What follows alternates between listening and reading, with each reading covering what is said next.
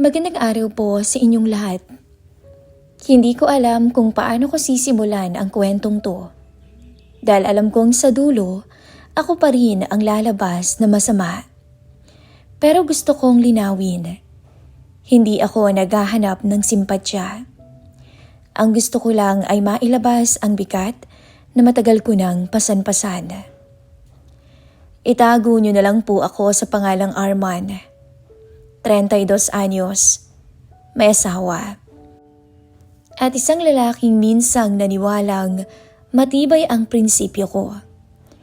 Hanggang sa dumating ang panahong nasubok ako ng gutom sa ibang babae, kahihiyan at tukso. Ang ninang na tinutukoy ko ay si Ninang Celia.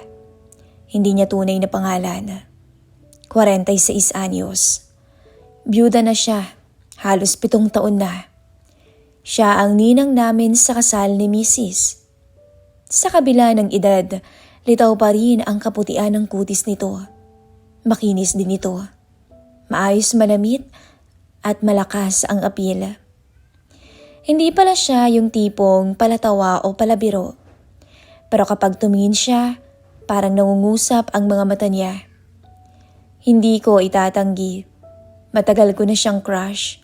Pero hanggang doon lang. May asawa ako. May misis akong minahal at pinili ko.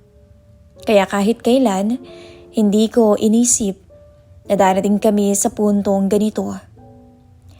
Nagbago ang lahat nung mawalan ako ng trabaho. Isang umaga, bigla na lang akong tinawagan ng kumpanya. Coast cutting. Sabi nila, 1 linggo lang, wala na agad akong sweldo. Sinubukan kong maging matatag sa harap ni Mrs. Pero gabi-gabi akong gising. Nakatitig sa kisame, iniisip kung paano kami kakain kinabukasan. Si Mrs. naman ay pilit na pinapalakas ang loob ko. Ayos lang yan, mahal. Makahanap ka rin. Lagi niyang sinasabi. Pero sa isip-isip ko, alam kong natatakot din siya. At dumating ang puntong kinailangan na naming mangutang. Nahihiya akong lumapit kahit kanino. Hanggang sa isang hapon, naisip ko si Ninang Celia. Hindi para humingi ng pera. Kahit sarili ko, hindi ko matanggap ang ideyang yun. Kundi para magtanong lang sa kanya kung may alam siyang racket. Nag-message ako sa kanya. Magandang hapon ho, Ninang. Pasensya na po sa abala. Wala pang 5 minuto, tumawag agad siya. Arman, pumunta ka rito bukas, mag-usap tayo. Sabi niya. Kinabukasan, pumunta agad ako sa bahay niya. Isang malaking bahay, tahimik at malinis. Siya mismo ang nagbukas ng pinto. Simple lang ang suot niya noon, blouse at slacks. Pero ewan ko kung bakit bigla kong nailang. Sa kabila ng edad niya, maganda pa rin talaga ang hubog ng katawan niya. Tara, upo ka. Mukhang may problema ka, sabi niya. Sa puntong yun, kinuwento ko ang lahat. Ang pagkawala ng trabaho, ang takot ko bilang asawa, bilang lalaki. Hindi siya nagsalita agad. Nakinig lang siya. Tapos tumango siya. Parang matagal na niyang naiintindihan ang ganitong pakiramdam. May driver ako dati, kaso umalis na. Bigla niyang sabi, kung gusto mo, pwede ka magtrabaho sa akin. Driver ho? Oo. Hatid sundo lang. Libre na ang pagkain, Arman. Gusto kong umiyak talaga noon sa saya. Salamat po, Ninang. Malaking tulong po to. Sabi ko kaagad. Ngumiti naman siya. Pero pansin kong napatingin to sa zipper ng maong ko. Sabay angat ulit ng tingin at muling ngumiti. Doon nagsimula ang araw-araw naming pagkikita. Hahatid ko siya sa opisina, sa meeting, minsan sa mall. Tahimik lang kami sa biyahe, pero may mga sandaling nagkukwento siya tungkol sa asawa niyang yumao, sa pagiging mag-isa, sa katahimikan ng bahay niya tuwing gabi. Sanayan lang pero may mga gabing mahirap pa rin. Sabi niya minsan habang nakatingin sa bintana ng sasakyan. Hindi ko alam kung bakit ko nasabi yun pero bigla akong nasambit na, "Hindi po kayo nag-iisa ngayon, Ninang." Agad na lumingon siya sa akin. Matagal. Para bang sinusukat kung hanggang saan ang kaya kong sabihin. Simula noon, nagbago ang ihip ng hangin. Mas madalas na siyang magkwento at lumapit sa akin. Minsan tinatanong niya ako kung kumain na ba ako. Minsan inaabot niya ang kape niya. Sabay sabing, "Tikman mo nga akong matamis." Pero tila iba ang ibig sabihin nun para sa akin. At sa bawat ganong sandali, ramdam kong may unti-unting umaapoy sa loob ko. Isang bagay na pilit kong tinatabunan ng konsensya. Hanggang sa isang gabi, inutusan niya akong huwag munang umuwi. "Dito ka na muna, may aasikasuhin pa ako eh," sabi niya. Hindi ko alam noon na ang gabing yun ang magiging simula ng kasalanang hindi ko na mabubura. Kahit anong pilit kong magpakatino. Hindi ko alam kung kailan eksaktong nagsimulang magbago ang lahat. Siguro hindi ito isang biglaang pangyayari, kundi serye ng maliliit na sandali. Mga tinginan, pahiwatig, at mga tanong na parang inosente pero may laman. Noong gabing pinakausapan niya kung huwag munang umuwi, nagluto siya ng hapunan. Simpleng ulam lang, pero ako ang pinaupo niya sa mesa. Para bang bisita at hindi empleyado. "Kumain ka muna, Arman," sabi niya. Umupo ako sa tapat niya. Tahimik kaming kumain. Hindi kami nag-uusap. Nahihiya rin kasi ako pero ramdam ko ang matinding kaba. "Nga pala, kumusta kayo ng asawa mo?" Biglang tanong niya. Napahinto ako sa pagkain. Hindi ko alam kung bakit parang may epekto ang tanong na iyon. "Ayos lang ho. Medyo nahihirapan lang po talaga ngayon." Tumango naman siya. Normal yan. Lahat naman ay dumadaan sa ganyan. Saglit siyang tumihimik, tsaka nagdagdag ng sasabihin. Minsan, ang kailangan lang ng tao ay may makinig sa kanya.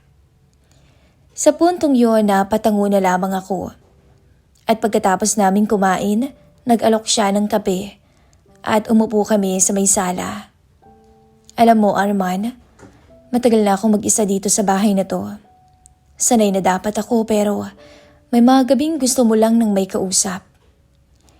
Hindi ko alam kung bakit ako ang pinagsasabihan niya ng ganito noon. Ako na driver lang niya. Ako na may asawa. Pasensya na pala kung nagiging abala ka ngayon sa akin. Dagdag niya, sabay tingin. Naku, hindi ho.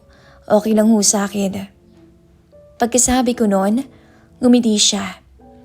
Yung ngiting hindi ko maintindihan kung pasasalamat ba o paanyaya. Maya-maya lumapit siya sa bintana. Hawak ang tasa ng kape. Sumunod naman ang tingin ko sa kanya. Ramdam kong bumibilis ang tibok ng puso ko ng oras na yon. Hindi ko gustong isipin ang mali at bawal, pero parang kusa niyang naglilikot ang isip ko. Lalo na nung mapagmasdan ko ang magandang hubog ng katawan niya. Habang nakatalikod siya ng mga oras na yun sa akin. "Arman, lapit ka nga." Utos niya sa akin habang nakatingin sa bintana. Lumapit naman ako. Hindi ko alam kung bakit ko ginawa yun. Lalo na tumabi ako sa kanya. Napansin ko agad na sobrang bango niya. Hindi matapang pero may halong tukso sa parati ko. "Masarap ba ang kape?" tanong niya. "Opo," sagot ko. Pero hindi ko na alam kung ano bang tinutukoy ko. Ang kape ba? O siya mismo? Tumawa lang siya ng mahina. "Ikaw talaga." Saglit siyang natahimik. Tapos bigla niyang inayos ang kwintas niya at humarap sa akin. Para bang sinasadya niya akong akitin. Pinilit kong iiwas ang tingin ko pero Nahuhuli ko ang sarili kong bumabalik pa rin ang tingin. Hindi ka ba natatakot? Tanong niya. Po, sa buhay. Sa mga desisyon minsan, napapaisip ka ba kung tama pa ba? Napalunok ako. Opo, araw-araw. Sa puntong yun, lumapit siya sa akin. At isang hakbang na lang, lalapit na ang katawan niya sa akin. May mga pagkakataon ba na gusto mo ring subukan ng masarap kahit bawal, di ba? Hindi ko sinagot yun. Hindi ko kaya. Dahil kung magsasalita ako, baka tuluyan na akong bumigay. Pero buti na lang bigla siyang tumalikod at humarap muli sa akin. Hindi siya ngumiti. Seryoso ang mukha niya noon. Kung gusto mo nang umuwi, ihahatid na kita. Sabi niya. Alam kong yun na ang pagkakataon kong umatras, pero hindi ko ginawa. Pwede po. Bang dito na lang muna ako? Tanong ko, na halos hindi ko marinig ang sarili kong boses. Tumango siya. Sure, sa guest room. Habang naglalakad kami papunta roon, niyakap niyang braso ko sandali. Pero sapat para mag-apoy ang pakiramdam ko. Hindi ko alam kung aksidente o sinadya pero hindi niya agad binitawan ang braso ko. At sa loob ng kwarto, iniabot niya ang kumot at unan. Maya-maya tumayo siya sa may pintuan habang nakatingin lang sa akin. Good night, Arman. Sabi niya. Good night po. Sagot ko. Akala ko doon na matatapos ang lahat. Pero dumating ang hating gabi. May narinig akong may hinang katok. Pagbukas ko ng pinto, si Ninang. Nakasuot lang ng robe. Yung buhok niya ay bahagyang magulo. Pero sobrang bango pa rin niya at nakakaakid ang katawan. Hindi ako makatulog, Arman. Pwede bang maupo lang muna ako sandali sa kama mo?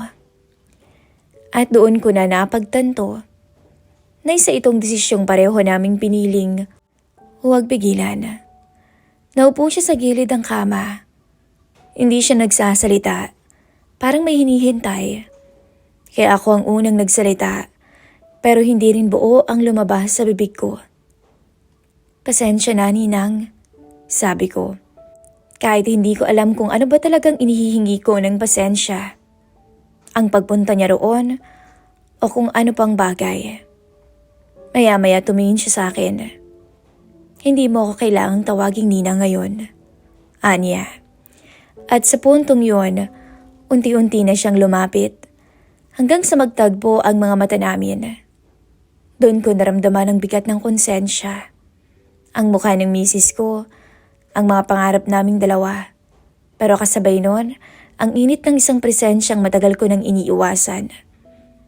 At sa hindi inaasahang pagkakataon, tuluyang naglapat ang lantad at tila nilalagnat naming katawan sa iisang kama.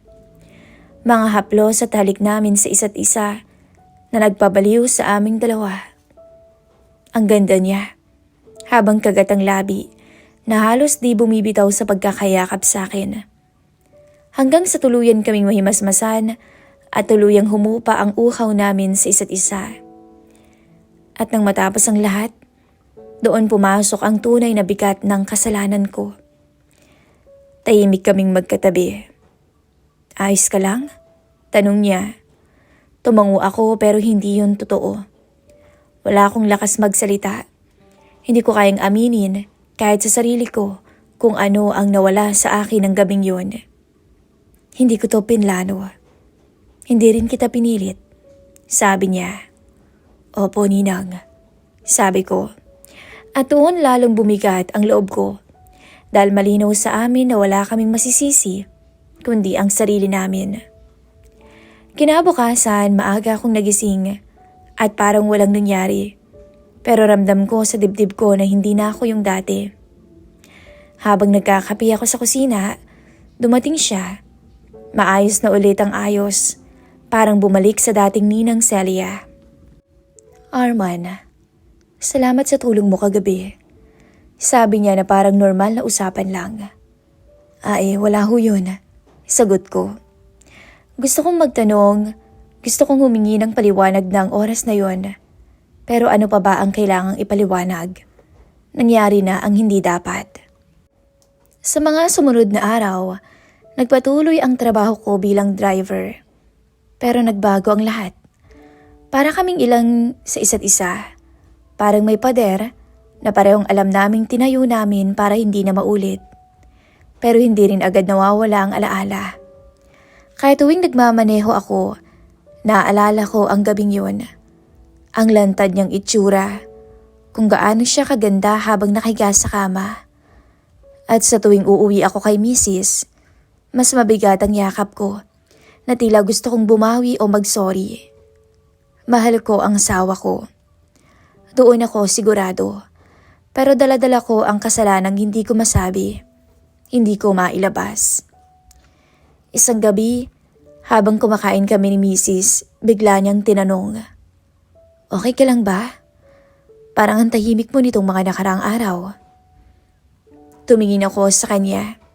Sa mga mata niyang punong-puno ng tiwala. Doon, halos gusto kong umamin, pero natatakot ako. Hindi sa galit niya, kundi sa sakit na ibibigay ko. Pagod lang, mahal. Isang hapon, tinawag ako ni Ninang Celia sa may sala. Nang makarating ako, nadatnan kong nakatayo lang siya sa may bintana.